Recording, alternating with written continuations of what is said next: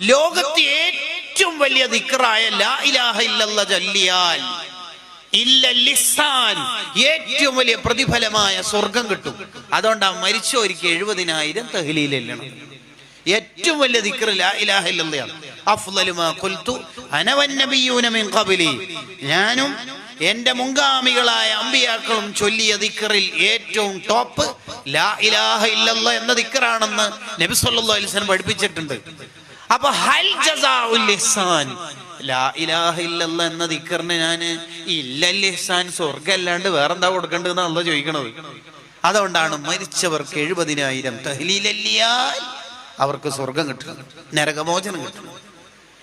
മരണപ്പെട്ടവര് രക്ഷപ്പെടാനുള്ള 3 വഴികളിൽ ഒന്നതാണ് അവരുടെ പേരിൽ 70,000 തഹ്ലീൽ ചെല്ലൽ. രണ്ടാമത്തത് 1,00,000 തവണ സൂറത്തുൽ ഇഖ്ലാസ് പാരായണം ചെയ്യൽ.